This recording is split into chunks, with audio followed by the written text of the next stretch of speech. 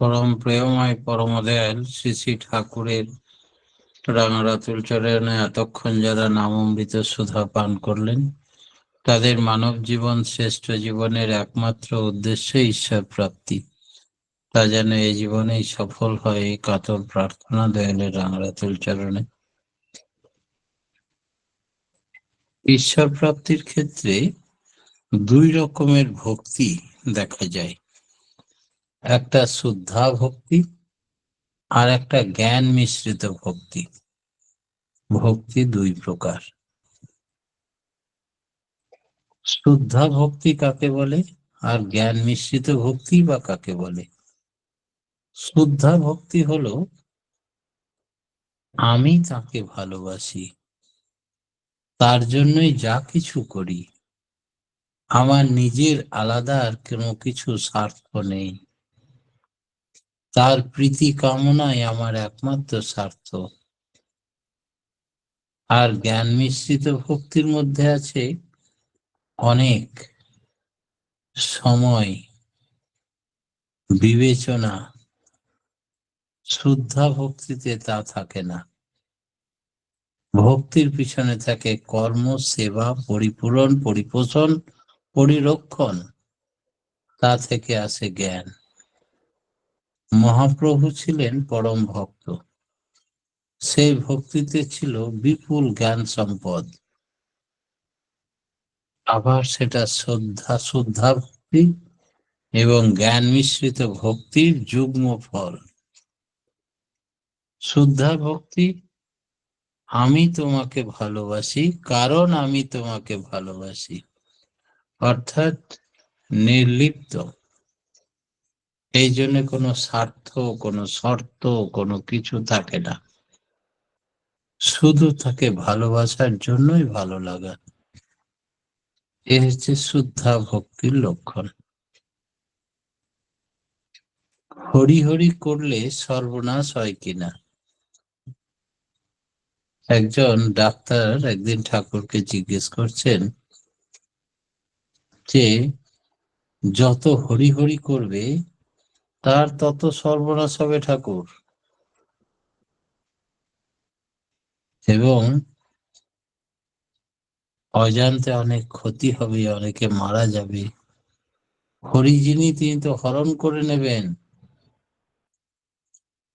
এই বিষয়ে ঠাকুর আপনি কি বলেন?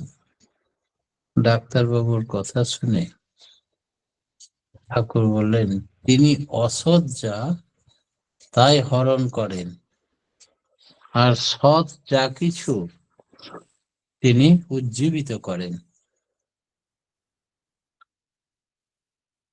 পুত্র পরিবারের সকলে তো অসৎ।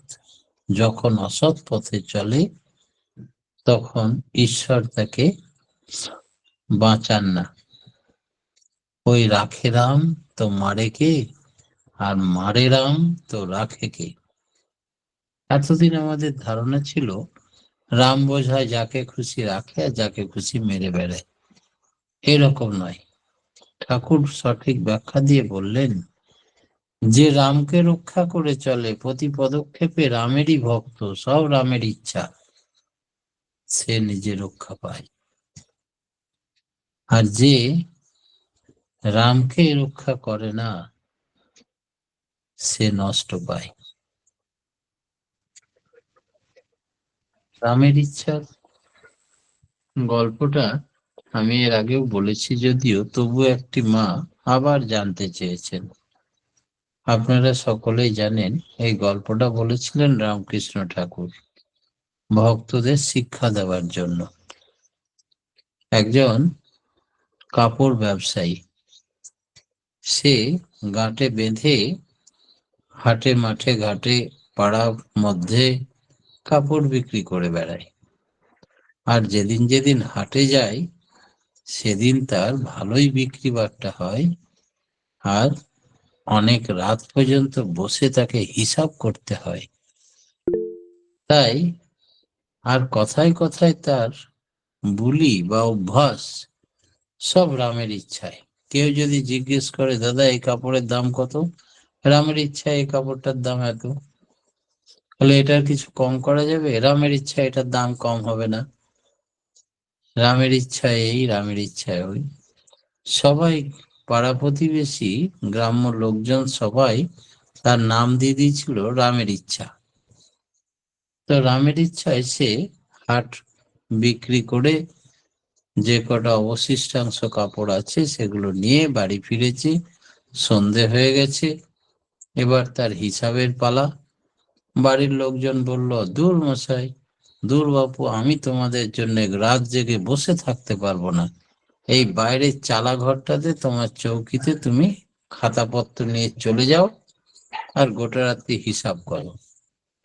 বলে খাইয়ে দাইয়ে বাড়ির লোক সব শুয়ে পড়লো। আর রামের ইচ্ছা খেয়ে দিয়ে বসলো এবার একটা হ্যারিকেন নিয়ে, খাতা কলম নিয়ে। কোন মালে রামের ইচ্ছায় কি দামে বিক্রি হয়েছে, কত টাকা কেনা দাম, কত টাকা বিক্রির দাম, রামের ইচ্ছা এত টাকা লাভ হয়েছে, এই লভ্যাংশ থেকে কতটা সংসারকে দিতে পারবে, কতটা পুনরায় বিনিয়োগ করতে পারবে, ব্যবসা ডেভেলপ হবে, এই সব চিন্তা ভাবনা নিয়ে সে হিসাব করছে। অনেক রাত্রি হয়ে গেছে। যখন প্রায় রাত্রি 1টা 2টো, তখন দেখে কয়েকজন লোককে ডাকাত বলে লোকে ধাওয়া করেছে। তারা ডাকাতি করে অনেক মালপত্র নিয়ে আসছে, মাথায় করে বস্তাবন্দি মাল নিয়ে এসে গ্রামের ইচ্ছার ওই বারান্দাতে রেখেছে। তোমার তো খুব সুখ্যাতি আছে এলাকায়, তুমি চোর নও, ডাকাত নাও, অন্যায় করো না, রামের ইচ্ছা বলে তোমাকে জানে, তাহলে আমাদের মালগুলো তুমি সব এখানে রেখে দাও। বলে ডাকাতরা পালিয়ে গেল। একটু পরেই পিছন পিছন পুলিশ এলো। এই তো মাল তোমার বারান্দায় তোমার কাছে পাওয়া গেছে, তার মানে তুমি চলো থানায়। নিয়ে বলে, চলুন রামের ইচ্ছায়। থানাতেই যাই। পুলিশ ধরে নিয়ে গেল। সকালবেলায় বলে, কি হয়েছে ঘটনা, বড়বাবু এসছে, বড়বাবুকে বলুন।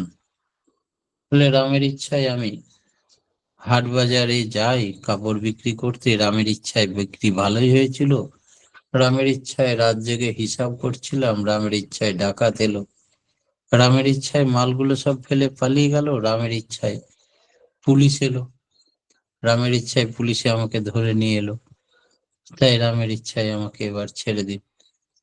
বড় বলে, যা বাবা, সবই রামের ইচ্ছায় হচ্ছে তোমার, এই এদের প্রধানকে ডাক। পঞ্চায়েতের প্রধানকে ডেকে পাঠানো হলো। বললো, ওর নামই তো রামের ইচ্ছা, খুব ভালো মানুষ, সৎ মানুষ, এই কাপড় গাঁট বেঁধে বিক্রি করে গ্রামে গ্রামে হাটে, ও চুরি ডাকাতি করতে পারে না।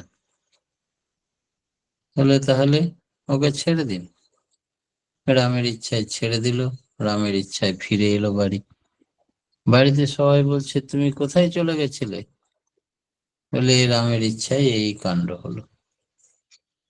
তো রামের ইচ্ছা যে সবসময় পোষণ করে, রামকেই প্রমিনেন্ট করে ভাবে, সবকিছুর মূলে যা রাম থাকে, তার ডাকাতি কেস মাল সহ ধরা পড়লেও তাকে বেকসুর খালাস করে দেয়, তাকে কোনো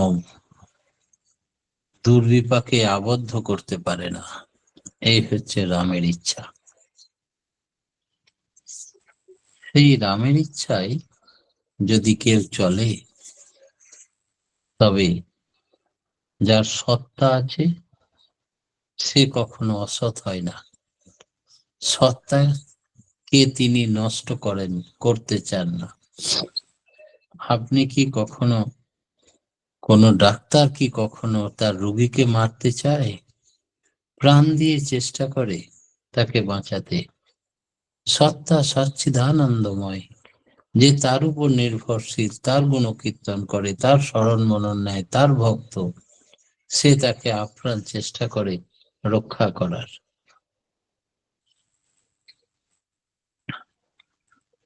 তাই অসীমকে সসীমে ধারণ করা যায় কিভাবে? ঠাকুর একদিন একটা বাণী দিয়ে বললেন, অসীম যখন সসীম হয়ে সীমাতে লয় স্থান, বৃত্তিভেদী টান হলে তাই দেখবি ভগবান। অসীম অনন্ত যিনি, যিনি এই বিশ্ব ব্রহ্মাণ্ডের মালিক, পরম ব্রহ্ম পরমেশ্বর, তিনি সসীম হয়ে এসছেন, অর্থাৎ একটা মানুষের রূপ ধরে সীমাবদ্ধ হয়ে এসছেন। তাকে বোঝা যাবে কি করে? না তো বৃত্তিভেদী টান, বৃত্তি প্রবৃত্তির ঊর্ধ্বে যিনি উঠতে পারেন, সবসময় বৃত্তির অবসেশনে যিনি আবদ্ধ বা আচ্ছন্ন থাকেন না, তিনি সেই পরম পুরুষ পরম পিতাকে চিনতে পারেন। মানুষ নশ্বর, তবে আমাদের পূর্বপুরুষ বলেছেন আমরা প্রত্যেকেই অমৃতের সন্তান। চলতে চলতে হয়তো আমরাও অমৃতস্য পুত্রা, অমৃতস্য পুত্রী, অমৃত লাভ করব। এই জীবন চরই ব্যতীত, এই আত্মা চলনশীল গতি। তাই আমরা স্মৃতিবাহী চেতনা যদি আমাদের না থাকে, মরে গেলেই সব শেষ হয়ে যায়। গীতায় ভগবান শ্রীকৃষ্ণ বলছেন, মৃত্যুটা শুধু দেহের খোলস ত্যাগ করা, যেমন সাপ খোলস ত্যাগ করে, তেমনি মানুষও খোলস ত্যাগ করে। মৃত্যু হয়ে গেলে এই দেহটা খোলস হিসাবে ত্যাগ করে আবার নতুন দেহ ধারণ করে। আমরা প্রত্যেকেই সসীম, এই শরীরের মধ্যে সীমাবদ্ধ থাকি, কিন্তু আমাদের মধ্যে থাকে পরমাত্মা অসীম অনন্ত। স্মৃতি এবং শরীর নিয়ে অসীমকে ধারণ করব কিভাবে? না তো স্মৃতি বা শরীর অনন্তেরই একটা সসীম অভিব্যক্তি।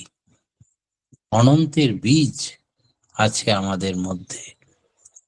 অনুশীলন করতে থাকলে তিনি জাগ্রত হয়ে ওঠেন, অসীম তখন এই সসীমের মধ্যে ধরা দেন।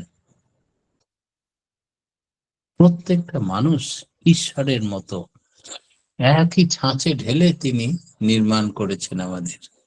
ঈশ্বরের যা যা গুণ আছে, তিনি যেমন এক এবং অদ্বিতীয়, প্রত্যেকটা মানুষের চেহারা, রূপ, রং, কর্মপদ্ধতি, বৈশিষ্ট্য, সংস্কার, কালচার এক এবং অদ্বিতীয়, একে অপরের মতো হুবহু হতেই পারে না। প্রত্যেকের পৃথক পৃথক বৈশিষ্ট্য লক্ষ্য করা যায়। আবার প্রত্যেকেই অসীম অনন্তকে ধারণ করেছে এই শরীরের মধ্যে। প্রত্যেকেই অবিনশ্বর, কারোর মৃত্যু নেই। এই আত্মার যেমন মৃত্যু নেই, আর আত্মার বাসা হচ্ছে এই শরীর। শরীর ত্যাগ করছে মানে খোলস ত্যাগ করছে, কিন্তু অমরত্ব থেকে যাচ্ছে, তার মৃত্যু নেই। বেদান্ত বলে সব মায়া, স্মৃতি বা শরীর অনন্তরই অসীমের অভিব্যক্তি। এই অনন্তের বীজ আমাদের ভেতরে আছে বলেই এই শরীরের মধ্যে তাকে বসিয়ে সাধনা করলেই তিনি জাগ্রত হয়ে ওঠেন। অসীমকে সসীমের মধ্যে অনুভব করা যায়।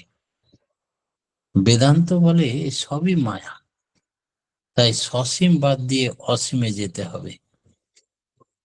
মন অসীমে কেন্দ্রায়িত করা যায় না,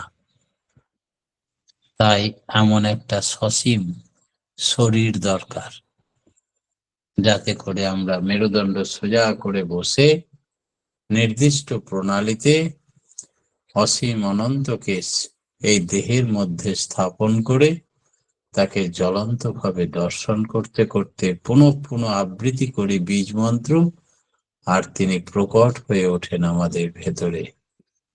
এই অসীম অনন্তকে সসীমের মধ্যে সীমাবদ্ধ করে তার দর্শন সম্ভব হয়।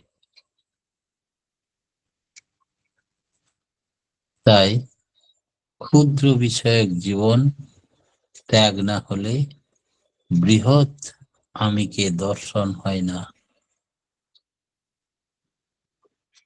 গাণিতিকভাবে ম্যাথামেটিক্যালি দেখা যায়, বাস্তবে সসীম বাদ দিয়ে পারে না। যতদিন আমার শরীর থাকে সাধনার যন্ত্র হিসাবে, তখনই আমি সাধনা করতে পারবো, কর্মফল সৃষ্টি করতে পারবো, অসীম অনন্তের উপাসনা করতে পারবো।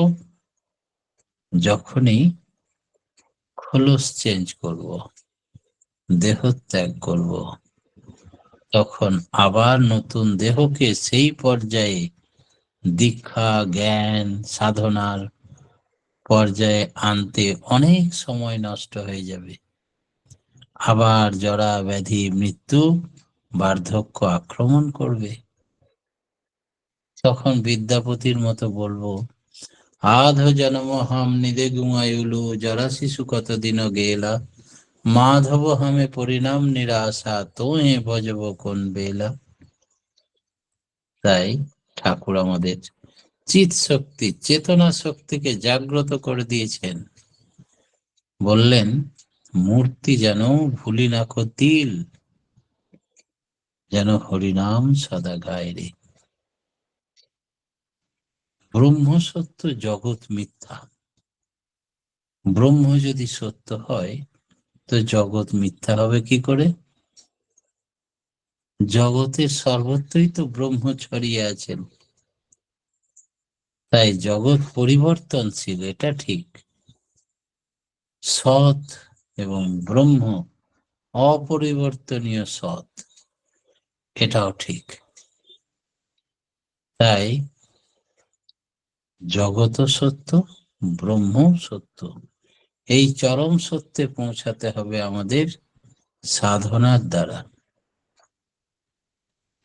জীবনের উদ্দেশ্য সাধন কিভাবে হতে পারে?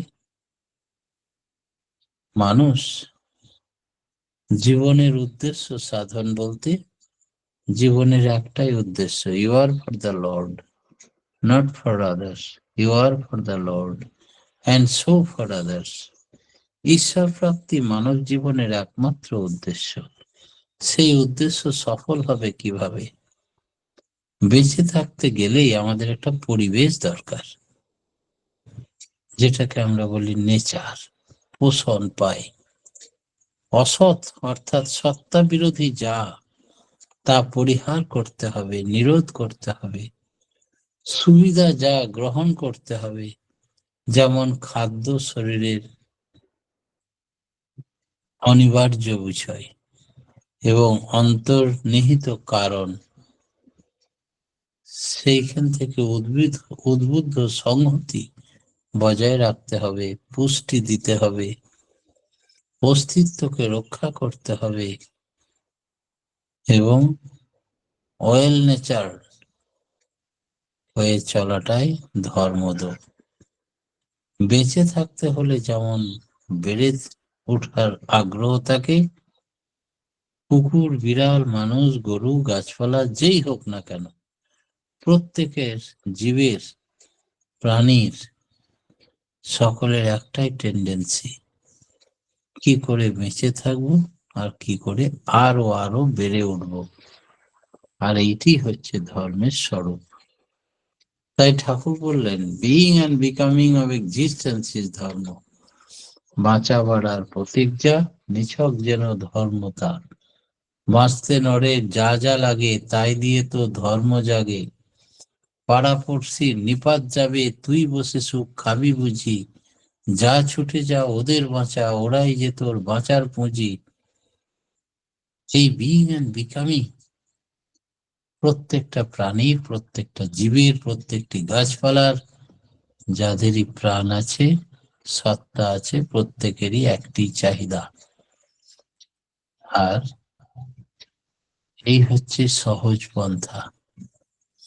যা পেতে চায় তার প্রতি অনুরাগ দরকার। অর্থাৎ আমাদের লক্ষ্য যদি ঈশ্বর প্রাপ্তি হয়, তো ঈশ্বরের প্রতি অগাধ টান, প্রেম, ভক্তি, ভালোবাসা, অনুরাগ থাকতে হবে। তাই চাইলে কেউ ঈশ্বরকে হাজির করে দিতে পারবে না। ঈশ্বরের উপলব্ধি করতে হবে নিজে কসরত করে, সাধনার মাধ্যমে। সদা সর্বদা তাকে সচ্চিদানন্দ ঘনকে চিন্তা করতে হবে, নাম করতে হবে, ধ্যান করতে হবে, গুণকীর্তন করতে হবে অনুরাগ ভরে, তবে আমরা তাকে পাব। তাকে পেয়ে লাভ কি হবে? আমরা চাই সেই প্রধান জিনিস যা ব্রহ্মে উপনীত হতে পারে। জড় জগৎ বা আধ্যাত্মিক জগৎ কিসের ভিতর দিয়ে উন্নতি লাভ করবে? জড় জগৎ, আধ্যাত্মিক জগৎ, যত জগৎ আছে সব নিয়ে জড়বাদ এবং আধ্যাত্মিকবাদ। গৃহস্থ ভাবে না যে সে কখনো সাধু। গৃহস্থ ভাবের মধ্যে সাধু ভাব নেই তা নয়, কিন্তু দীর্ঘদিনের অভ্যস্তর কারণে মানুষ জঙ্গলের সন্ন্যাসী, গেরুয়া ধারার সন্ন্যাসীকেই সাধু বলে মনে করে। গৃহস্থের ঘরের মধ্যে থেকেই একটি মানুষ যে সাধুর থেকে শ্রেষ্ঠ সাধু হতে পারে সে কথা মানুষের বোধে নেই। জাগতিক ভাব যদি বাদ দিয়ে চলা যায়, ক খ বাদ দিয়ে একেবারে আমরা এম এ পড়তে ভর্তি হয়ে যাই, তাহলে যা হবার তাই হবে। তাই প্রাইম ফ্যাক্টর, প্রধান জিনিস হলো করো হও পাও, তার নাম কৃপা। শ্রী ঠাকুর বলছেন যে সবকিছুর একটা কারণ থাকে, কার্যকারণ সম্পর্ক। সেই কারণকে জানো। কারণকে জানতে গেলে ঈশ্বরকে জানতে হবে, তাতে ঈশ্বরত্ব লাভ হবে। যাই করো সত্তাকে বাদ দিয়ে কিছুই করতে পারবে না। থিয়েটার করো, যাত্রা করো, ক্রিকেট খেলো, যাই করো, ব্যবসা করো, উড়োজাহাজ চড়ো, সত্তার উপর দাঁড়িয়েই করতে হবে। আর এই করতে করতেই সত্তাকে অনুভব করতে পারবে। পরম প্রেমময় শ্রী ঠাকুরের রাঙারাতুল চরণে প্রত্যেকের সার্বিক মঙ্গল প্রার্থনা জানিয়ে আজকের মতো আমার ক্ষুদ্র বক্তব্য এখানে শেষ করলাম। জয় গুরু। জয় গুরু দাদা। আমরা আজকে খুব সুন্দর আলোচনা শুনলাম যে শ্রদ্ধা ভক্তি আর জ্ঞান মিশ্রিত ভক্তির মধ্যে পার্থক্য আমরা শুনলাম। আর রামের ইচ্ছায় সব হয়, এই প্রসঙ্গে একটা সুন্দর গল্প শুনলাম।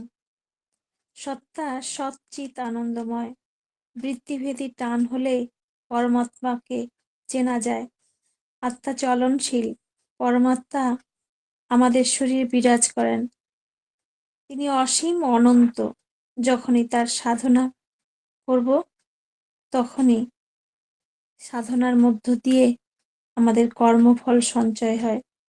আর ব্রহ্ম সত্য, জগৎ সত্য। ঈশ্বর প্রাপ্তি মানব জীবনের একমাত্র উদ্দেশ্য।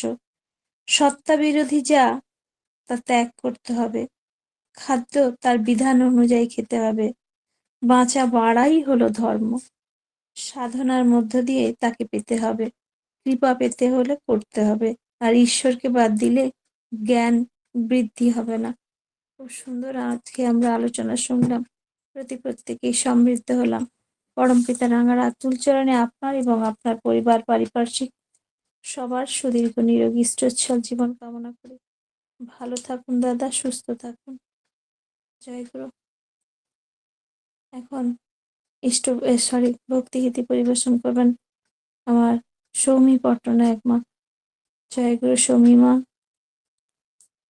সৌমি পট্টনায়ক মা, জয় গুরু। মোবাইলে নয়েজ ক্যান্সেলেশন করা আছে তো? হ্যাঁ মা। হ্যাঁ, করো।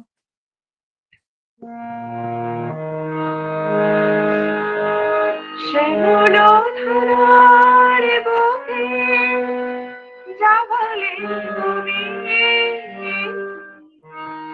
শ্যামল ধরার বুকে জাগালে কবি ত্রিশাহারা প্রেম ভরা ত্রিশাহারা প্রেম ভরা এ সুখের ছবি এ সুখের ছবি এ সুখের ছবি এ সুখের ছবি শ্যামল ধরার বুকে জাগালে কবি শ্যামল ধরার বুকে জাগালে কবি